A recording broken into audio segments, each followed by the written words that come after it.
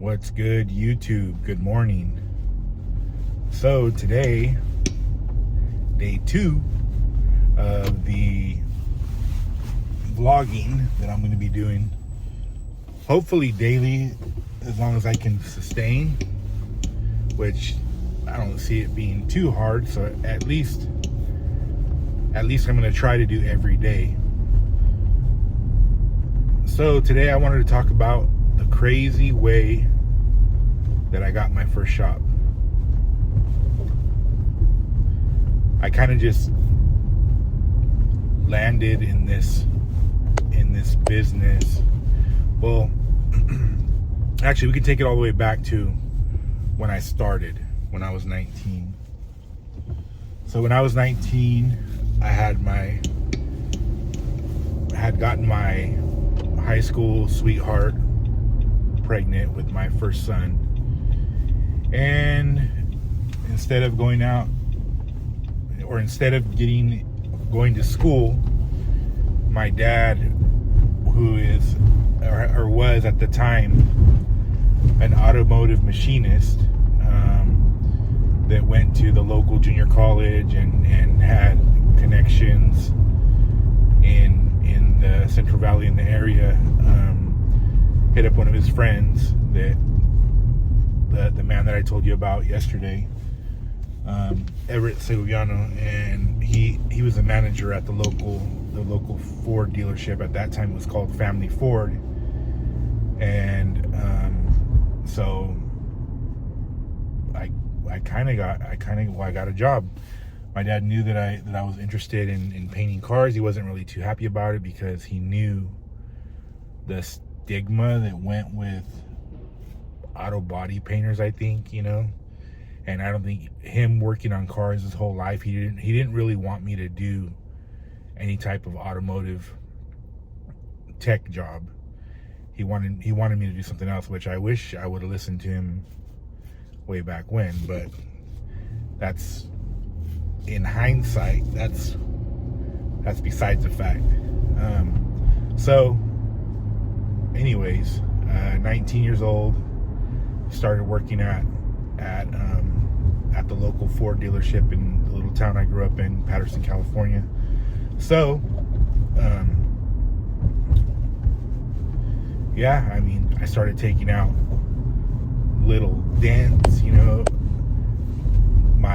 My manager would, even on customer cars, if it was in the area where we were going to paint, or we had a complete or something that we were going to do. Back in those days, we used to do a lot of peeling jobs or warranty repair work. Back in the day at the dealership, you could get a lot of warranty repairs, cars that were, the substrate was coming off, or the paint was coming off. They'd peel. And back in that was before the Chevrolets were having issues with all their peelers, if you want to call them that.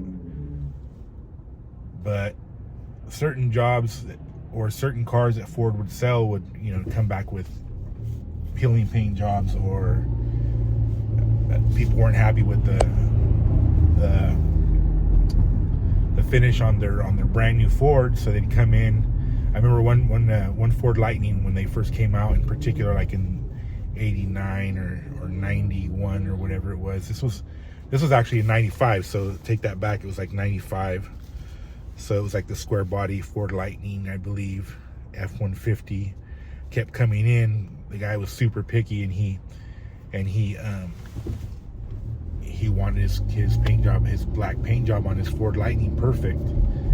Yeah, I believe it was a Ford Lightning, or it was some type of special edition Ford F-150. But anyways, so the manager would, he'd go around with the little pick body hammer, and he would tap a dent, and he'd be like, "Anthony, go fix that." And that's how he taught me to start, doing body work. I started doing body work and light prepping, and actually prepping and body work back then. Back then, they replaced a lot of stuff, but there's some stuff that would come in, and we'd even do a little bit of classic car repair work there. I remember particular a 70 Chevelle came in one time, and had a pretty good sized dent in the quarter panel, and so the other body man there, old timer named Charlie, got on that quarter panel and just pecked and filed and pulled the dent out, and just I remember Everett would make fun of him because he just took so long, but you know, he was an old school body man. He metal finished everything, and then he would, you know, put filler over it. Back then, I believe that's when Evercoats, if you know about body filler, that was when Z-Grip or the light body filler, Evercoat light, whatever, lightweight, whatever came out. So they were using that, and you know, get on there with the long block and just block it all out. You know, back then we used lacquer primer, even though I think it was illegal, but we'd keep it in a hidden drawer under the toolbox, and lacquer primer never got hard, so you keep it in a gun, in a pot feed, and keep it under in a hidden drawer, and when you needed it, you pull it out. And we were using DuPont at the time, and back then they had that old school lacquer high fill primer, which now in hindsight I probably wish wouldn't have used. I mean, it was good for what it was, but you know, there was other stuff that was better, like Euro Prime was out back then. It was a high build primer. A lot of that stuff's all illegal now. Well, all the lacquer stuff's for sure illegal, but all the high solid stuff that first came out, or the medium solid stuff that first came out that was urethane, is definitely all illegal now in California. Anyways, that's where I got my start. From there, I always kind of wanted to advance. I always wanted to do more. So from there, I went to a local, one of the top tier body shops in Modesto. After a couple years at the Ford dealership and driving tow truck and creating havoc in that thing, I went to there's one of the top rated body shops back then, mom and pop shops, was called Love Ladies in Modesto, and they're a painter named Larry Fierro, which is one of my mentors. He taught me how to paint. I was the head prepper there for a couple years, and you know, I was eager to. I knew how to paint a little bit. I would paint stuff on the side for friends and whatever, but I was eager to be a painter there, like a full-fledged painter. And they wouldn't give me a painter position. I mean, I painted a few cars.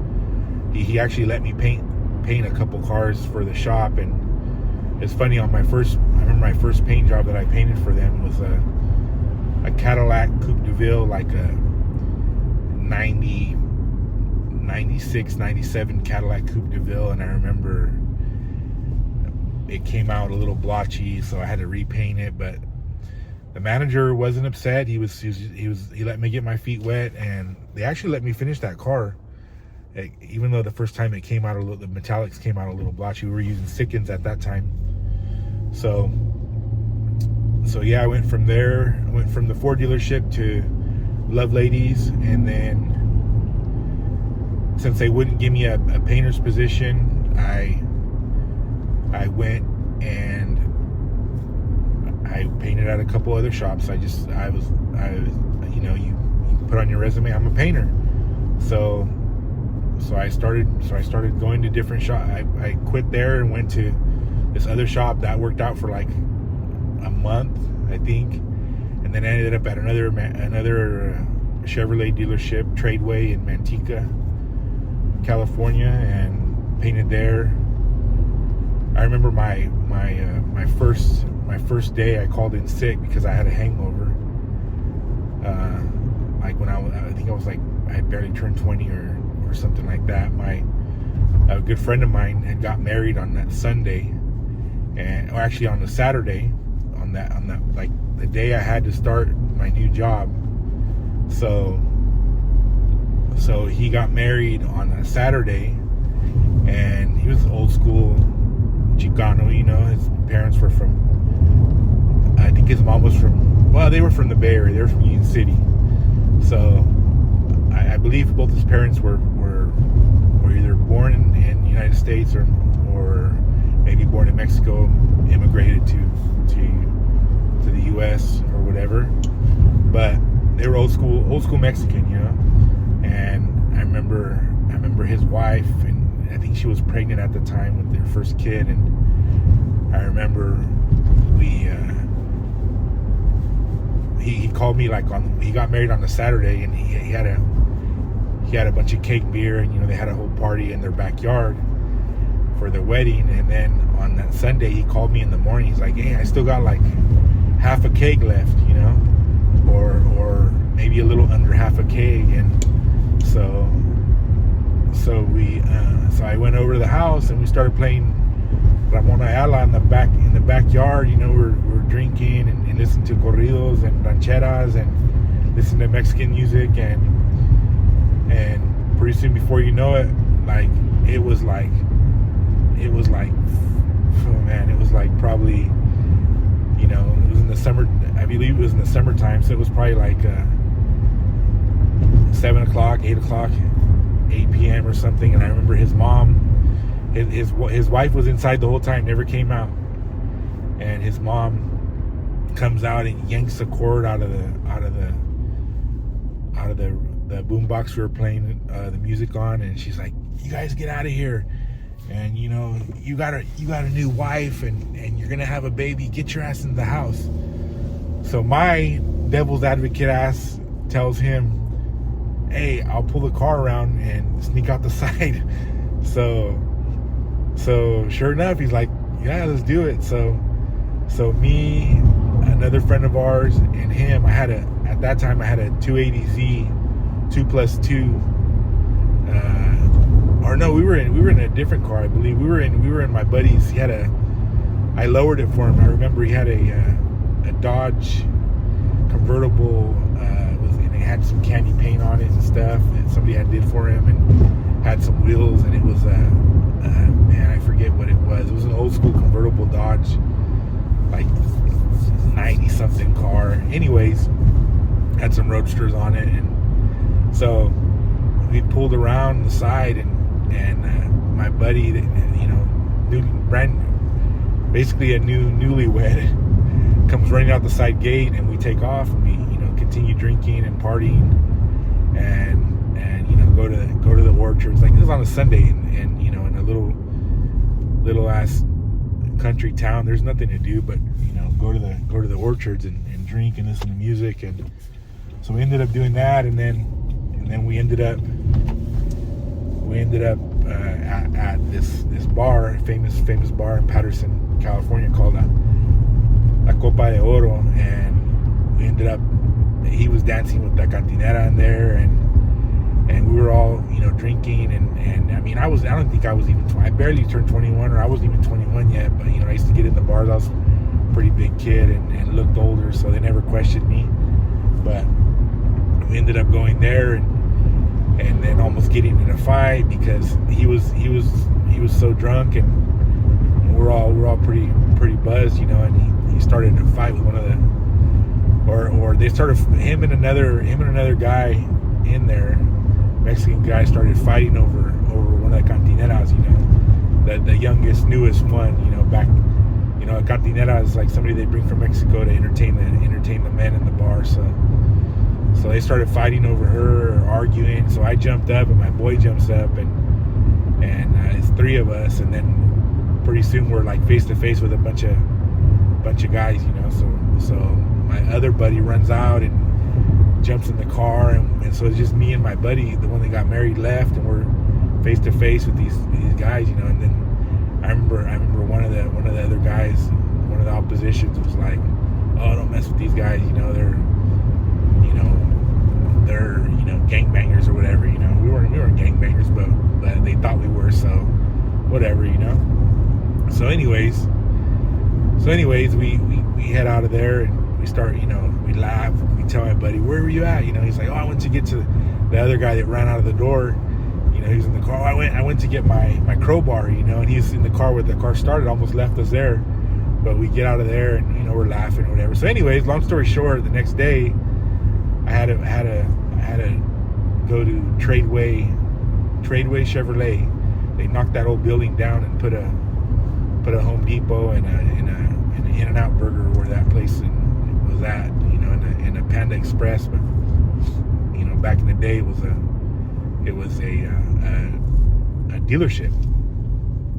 So I went there, and I remember, man, I was so hungover in the morning on that Monday, and I'm like, I cannot make it to work. I cannot go. But I called in and I tried to make up some excuse to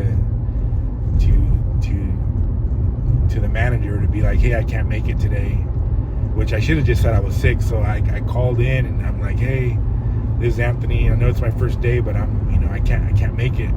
I left. I wasn't able to get my paint guns out of the shop that I was previously working at, and I had already gotten everything, but I was trying to make up some bullshit to not go, just to stay home or whatever. And I remember the manager was like, hey, Anthony, we got some cars lined up for you to paint. You gotta come in. So I was like, oh my God. I said, all right, I'll be in in a bit. I'm gonna go get my stuff. So I slept maybe like another 30-40 minutes, and I specifically remember getting up and I probably was still drunk or hung over so bad that I felt like crap. So I jump in my car and I head out, for 40-minute commute, and I remember stopping at Burger King back then. You can get a burger for like 60 something cents or 50 cents or whatever. And I remember going to the drive-thru and getting a couple burgers and trying to like force feed myself so I can come out of that state. And I immediately stuffed those burgers down, and I remember driving a little bit, and after I ate, and man, just pulling over and opening my door and just throwing up all the food that I had just ate. So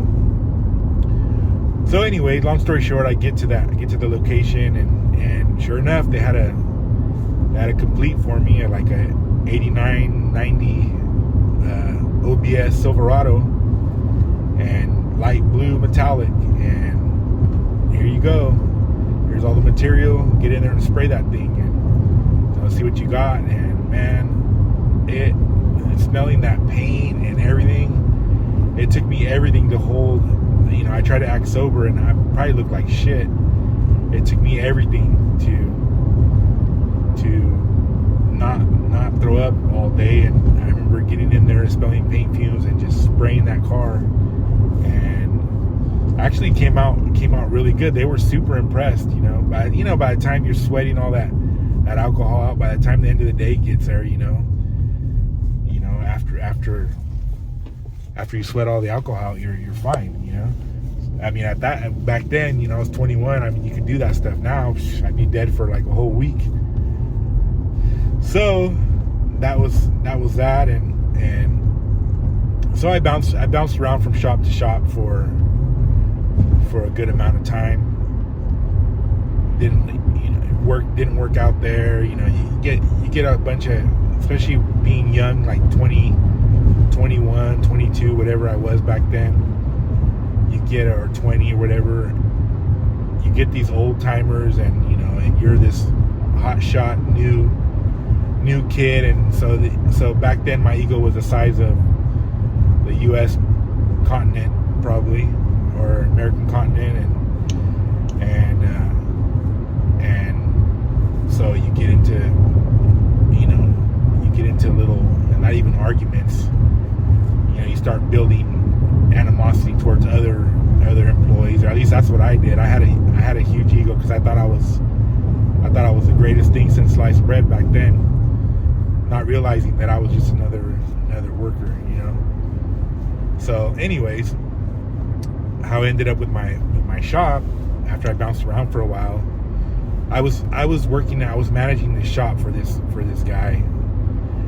I ended up going to this shop, managing this shop for a guy, and he was basically just it was just a front for a dealer, basically. He sold back then. was crank, not crystal meth. It was crank methamphetamines, and he sold that out of his shop, and he didn't really have time to run it. So I'd run the shop for him. I was like 23 or 23 at the time. A couple years had passed, and bounced around from shop to shop, and so basically I ran the shop for him, and he would do his little drug deals out of the shop. It was an established shop, and we had plenty of work. So he would give me full reign. I had keys. I would come and go as I pleased. I pretty much worked there full time, and at night I'd paint lowriders. That's how I got started doing the lowrider stuff. I would paint a car, or guys started knowing. Back then there was a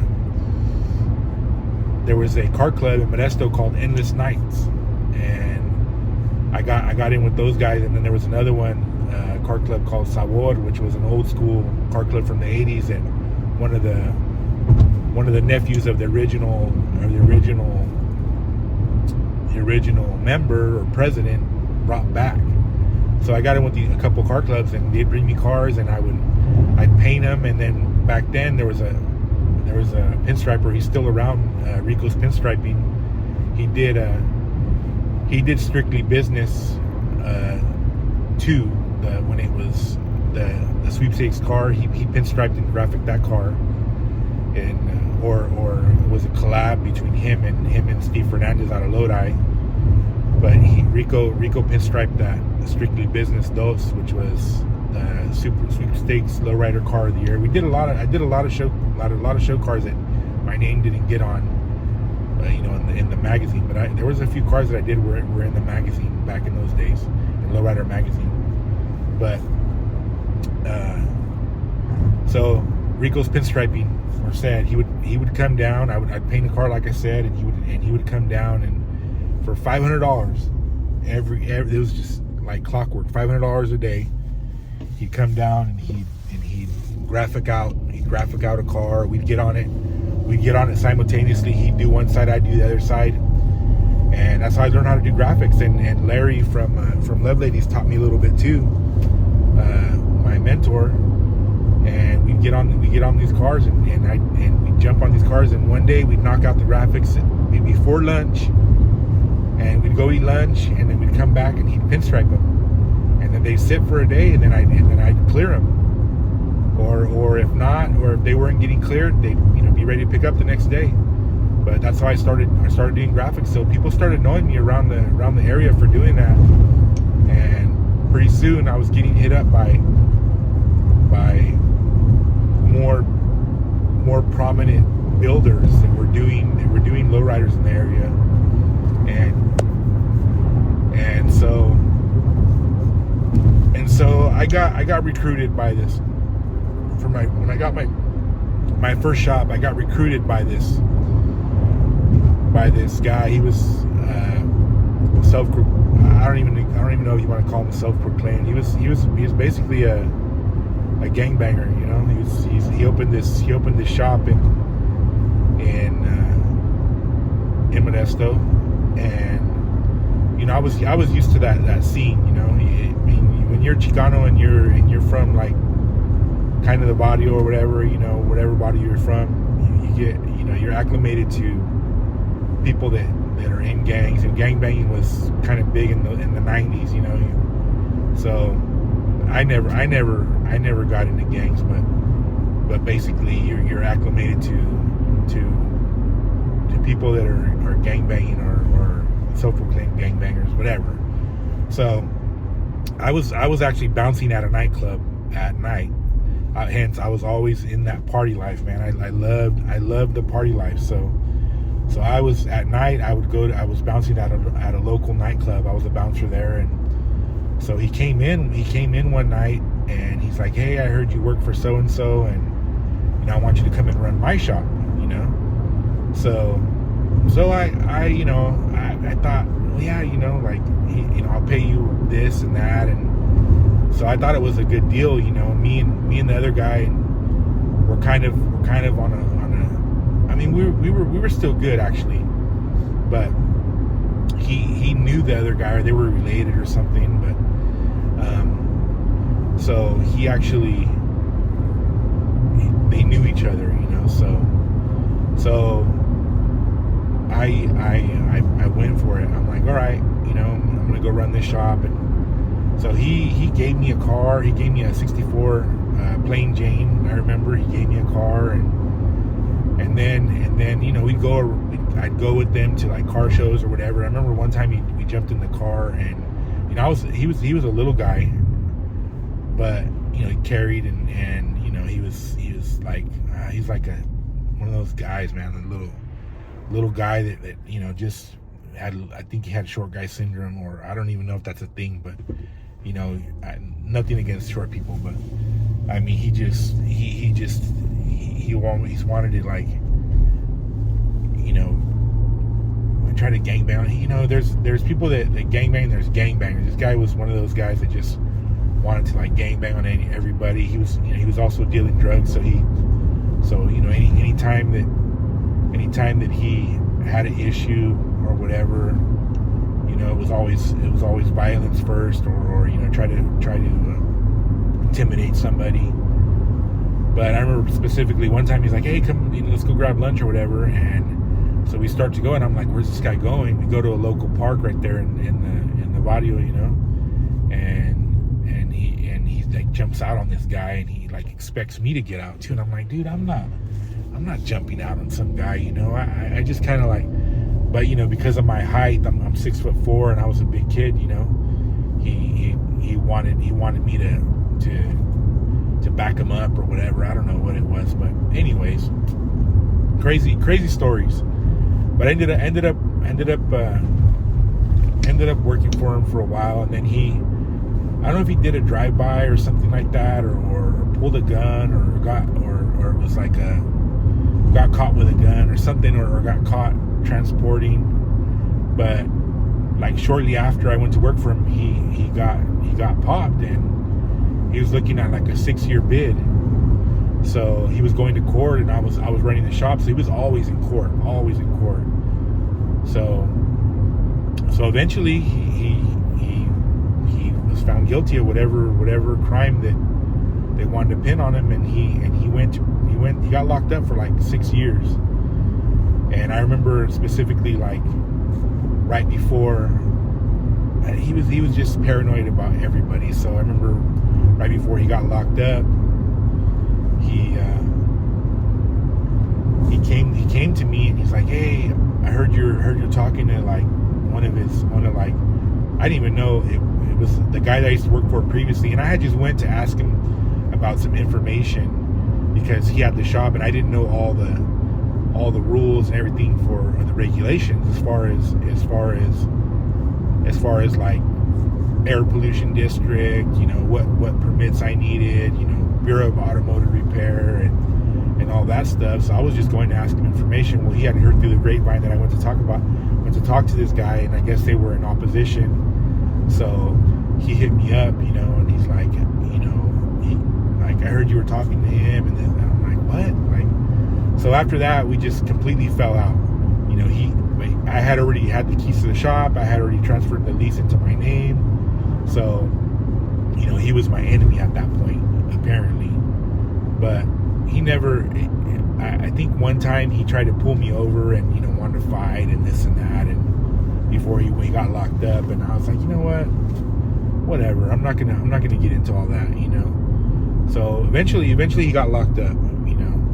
But that is the crazy story of how I ended up with my first shop, believe it or not. That's how I ended up, and I just fell into the business. I went and got my business license and did everything legit, and I remember my first job was a 56 Bel Air 210. Wasn't even a hardtop or a Bel Air. It was a Chevy 56 Chevy 210, and I remember I did that whole body work complete first job for like $600, all the body work. And after that, the old timers around there was an electric shop across the way, right in the parking lot across the way from me. And man, they heard I was doing body work for $600 and doing paint jobs for like $2,000. This is in 1998. So man, they jumped on that, boy. I had guys in there, $2,500 paint jobs all day long. You know, I used to get a job, and you know, and I'd do a good job for $2,500, man. You could beat that price for. I'd get in, I'd, you know, do the body work the best that I could, and you know, I knew how to paint. I was a good painter back then. I still know how to paint, but back then that was my better skill or whatever.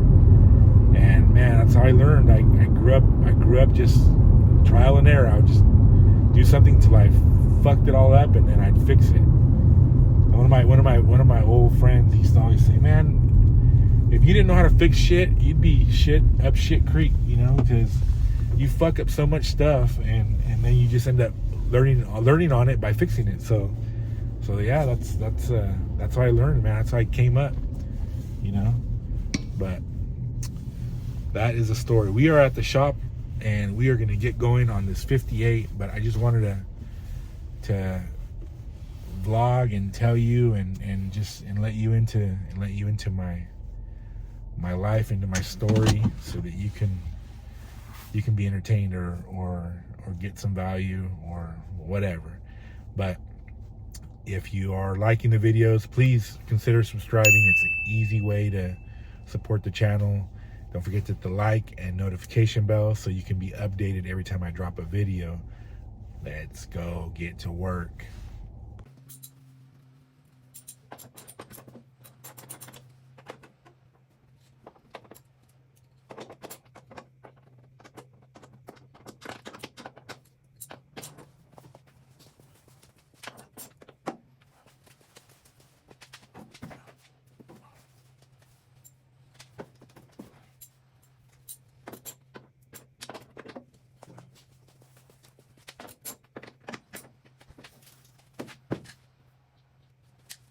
Well, as you can see, I got the trunk on and it's somewhat lined up. This trunk really needs a lot of adjustment. Those hinges need to be bent a little bit, I'm noticing. I never really paid attention to how this thing was lined up before, but it couldn't have been good. But the gap is kind of uniformed or somewhat uniformed all the way around, even though it's fat and a little bit tight on this side. I'm not gonna final adjust this thing. I'm just trying to make sure that the gap is uniform all the way around. I am a little bit tight right here in this area right here, but I feel like this trunk, when they put this patch on the bottom here, they kind of, if you can see right here, it bows out a little bit right in this area where they welded the patch on. So it's wide right here, and then it goes in and then it comes back out right there. So that has something to do with that. But I will go in here and make sure that this is clamped down nice and tight. But other than that, it fits pretty good. It's nice and uniform all the way around. But like I said, this trunk really needs some help. So I'll do that on the final adjustment before I do any filler on this thing. But I can go ahead and clamp this down and screw it down first probably, and clamp it really good, and then tack and make sure that this is nice and flat in here, because it is, this piece right here that I made is kind of sticking or bowed out this way a little bit. So I will make sure that I go down and clamp that really nice and make sure that that's all nice and flat, and make sure that I hammer on that edge a little bit so it kind of turns that flange in a little bit that way. But other than that, it's good to go. I can weld the rest of this out here. The only other concerning area is right here where I got these two pieces coming together. I'm gonna have to heat shrink in here a little bit so I can suck that in a little bit. It is sticking out a little bit right here in this area, but when I do weld it, I'll make sure that I tap that down. When you weld, while the weld's still hot, you can tap around a little bit, and then whenever it goes to cool, it'll shrink it down quite a bit. So right in this area right here where these two edges meet right here, where that seam is at, when I weld, I'll make sure that I go ahead and tap that while it's hot, and then maybe even hit it with a little compressed air and cool that, and really make sure that gets sucked down and shrinks that area right there. But other than that, I have to fill that gap right there, which is not bad at all. It feels actually pretty nice. I didn't grind too much on those, so it should be good after I get all done with welding on that.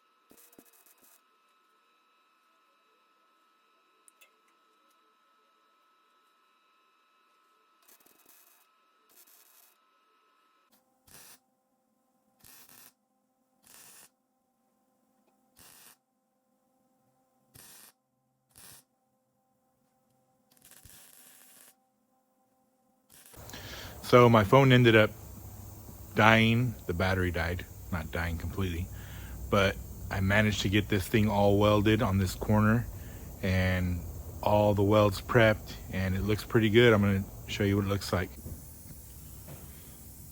So there it is, all prepped and ready to get filler on it. Once I get this trunk all adjusted, and obviously I got to still finish this upper section over here. The only part that kind of is dipped in a little bit is like right here, but not bad. All in all, she fits pretty good. Just like I said, right there, there's a little bit of where it sucked in a little bit where I joined these two pieces in there, but not very bad. A little bit of filler and a little bit of adjustment on the trunk, but all in all, it looks pretty good.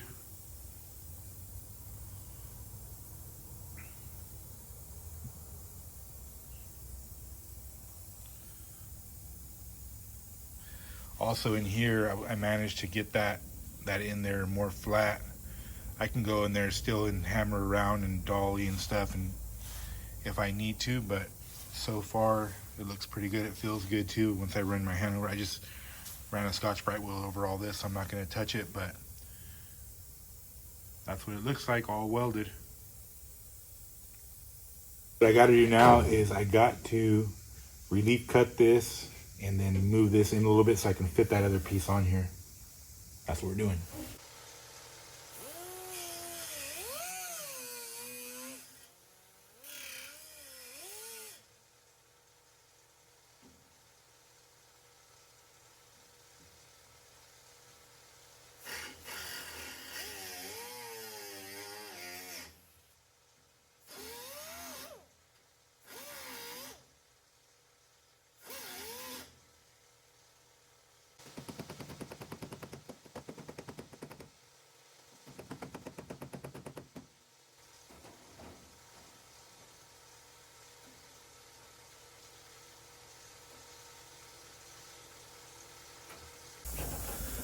And I've also got to cut the rest of this section out so that I can fit that other piece in here. And then I'll fit that other longer piece in this section here.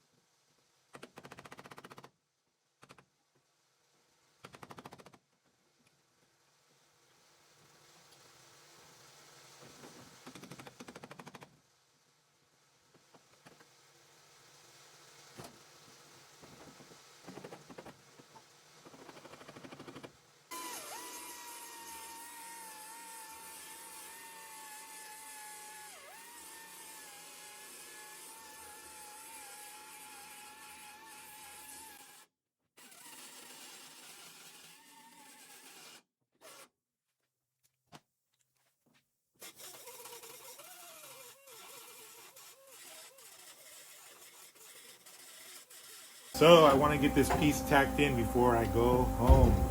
So let's get it.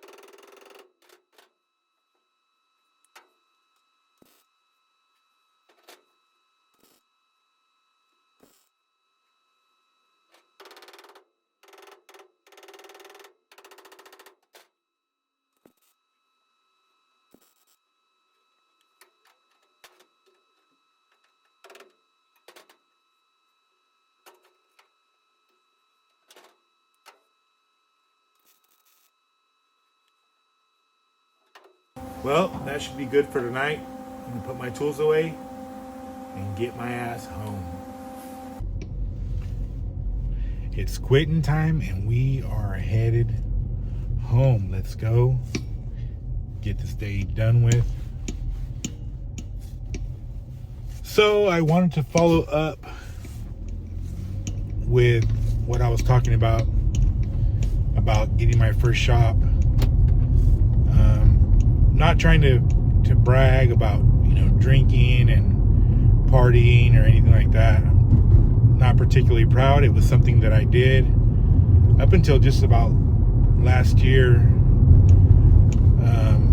Even last year as a DJ, I was drinking quite a bit, among other things. So I'm completely sober I'm sober from alcohol as of April 22nd of 2023. So April, May, June, July, August, September, October, November, almost 6 months. Actually, tomorrow will be 6 months. So, and quit smoking weed. It's been about 3 weeks, and I plan on completely quitting, so I'll be completely sober. I even quit not caffeine. I quit coffee in the morning for I don't know how long that's gonna last, because I love my coffee. I switched over to tea. I think it's just a little bit better for you. I don't know, but I felt like I was drinking a lot of coffee during the day, and I don't really get anxious from coffee, but I just felt like it was time to make a change or make a switch. So I'm not completely off the caffeine. I don't consider myself to have an addictive personality, but I do sometimes, like when I was drinking or when I was DJing these last couple years, you've got a $50 tab, and I would definitely indulge, and it's not fair to my loved ones. It's not fair to me more than anything. I can't handle hangovers like I used to, and it just wasn't good. I'd sleep in. I DJ. My residency was on Friday nights, and I would sleep in all day Saturday because I get off at 2, and by the time you load up all the equipment, go home, unload the equipment from the car, and go to sleep, and unwind and go to sleep, it's 3 in the morning. So I would sleep all day after that, the next day on Saturday. And then I had another residency at a nightclub called Retro Lounge, or bar and nightclub, or bar and lounge, or whatever. And that was once a month on Saturdays, every third Saturday. So if I had to DJ Saturday, I just get up and do it all over again, and then sleep all day Sunday again. And if I didn't, even on Sunday, I'd be kind of out of it, because I was still coming down off of a hangover. So not particularly proud of it. It's something that I experienced, I went through. I wouldn't recommend it. I lived that lifestyle. I mean, I took breaks for a while. When I was married for a period of time, got divorced and started all over again. But in between, when I had girlfriends, I'm kind of I used to be I still am, but not. I don't consider. I don't like to label myself as that, but I sort of a serial monogamous. So get a girlfriend for a few years, and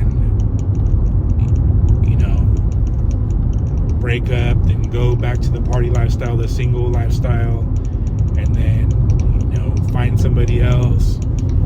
But right now, the girl that I'm with, my girlfriend Carissa, shout out to Carissa, hey,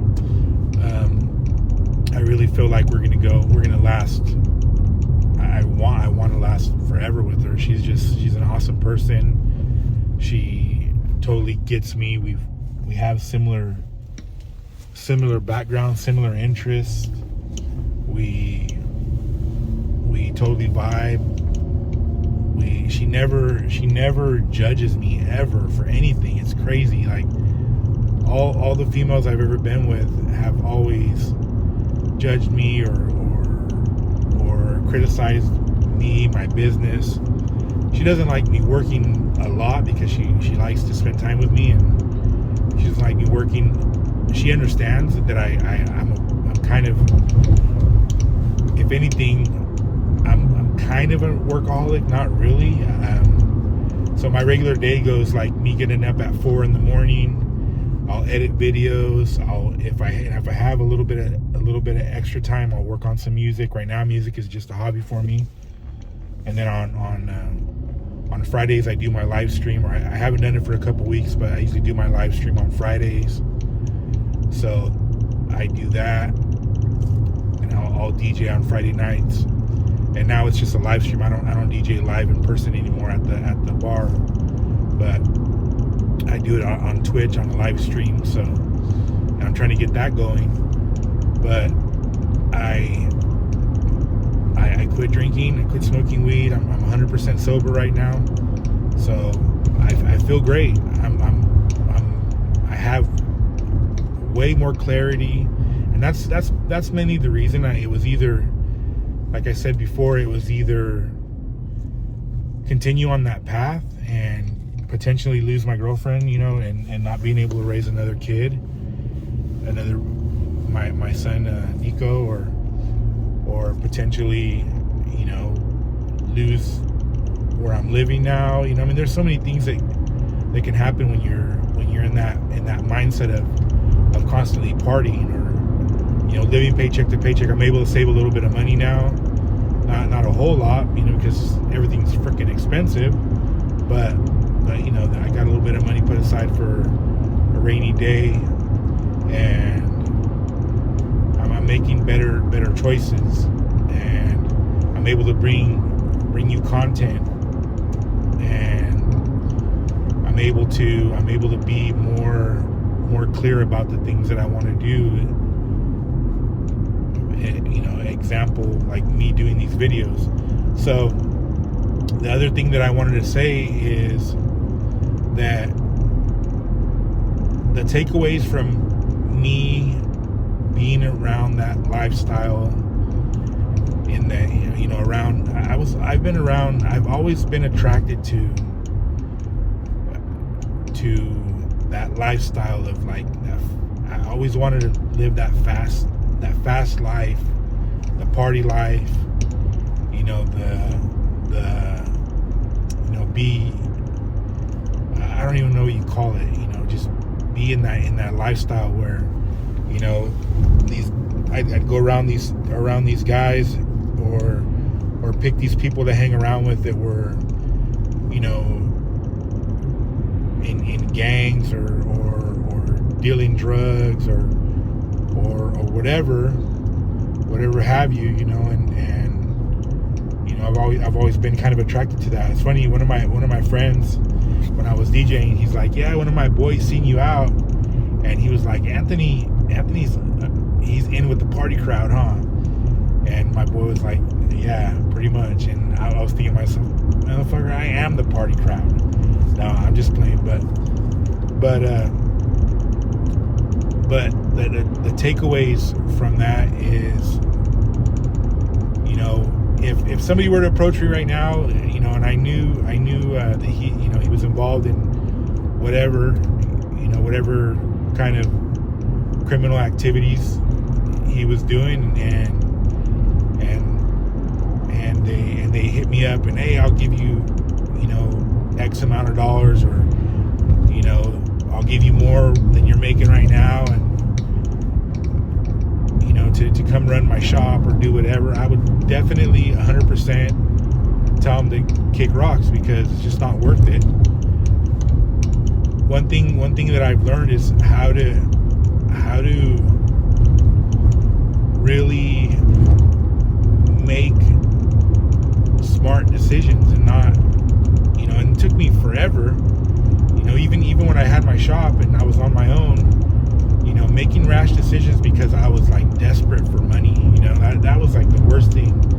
even though like I would look at a job sometimes, I knew, I'm like, oh man, like it's gonna be a pain in the ass, or it's gonna be a stretch to get it done for what they want to pay, you know, because I was desperate to pay bills and like keep the money flowing, you know. And I think a lot of shops get involved in that, or get stuck in that cycle where you're just like you're halfway in a job and you're like running out of money because like there's no more money left on the job, and you know they're not budging on wanting to pay you more money, or you know they're stuck on the one price even though like you did like double the amount of work. You take in another job because like you got to keep the bills paid, and you got to keep food on the table, you got to keep clothes on your kids' back, or whatever have you. So one thing I've learned now is just making smarter decisions and thinking through decisions. I've done so many things and made such rash decisions that, you know, the consequences are I've gotten jumped for not finishing a job before by a customer and some other guy that they came in my shop and jumped me and tried to beat me up, but I ended up fighting back. But you know, I've gotten into arguments. I've lost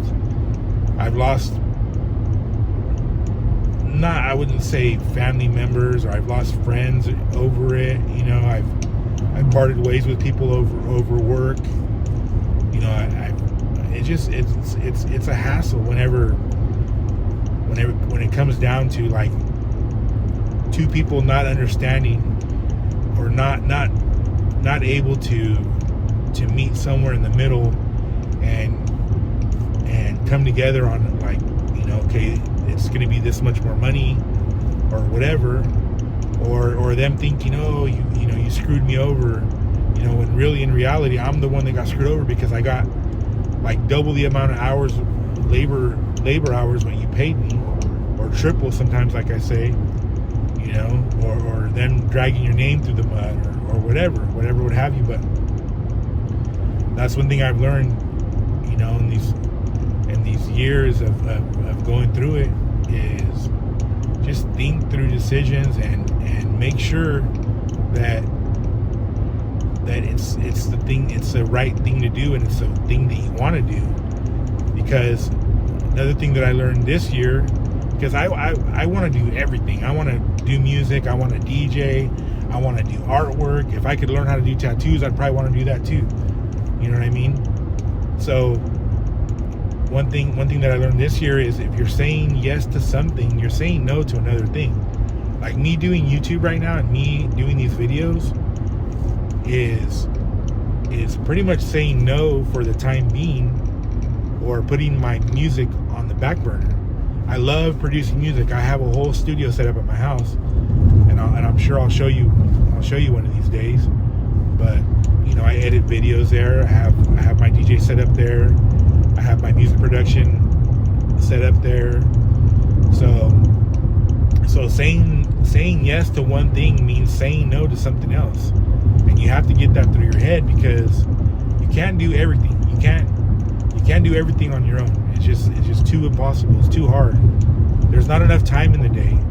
You know, you have to have some kind of balance, and that's one thing that I've learned too, is having some kind of balance. That's one thing my girl right now, she really helps me, or grounds me, and lets me know, or tells me when I'm out of balance. She lets me know, like, hey, you're out of balance right now. You're doing way too much work. You're working way too hard right now. You know, I'm not able to spend time with you. And she doesn't do it in a way where it's like shaming me. She just lets me know. She lets me know, like, you know, you're putting way too much work in right now. You're doing way too much. You're real distant right now. And I get that way. I get in my head. I get in my work, and I just grind, and I go. So that's a couple things that I learned this year. And you know, if you think you know everything, you lost the battle. You know, you're always learning, you're constantly learning, and that's one thing that I'm going to keep doing. And I'm also going to keep putting out these videos. But for now, I am halfway home, and I am pretty much done talking right now. So hope everybody out there is doing well, and I really appreciate you guys checking out these videos and subscribing and liking, and hopefully you're hitting that notification bell too. So that being said, I'll catch you on the next one. Peace.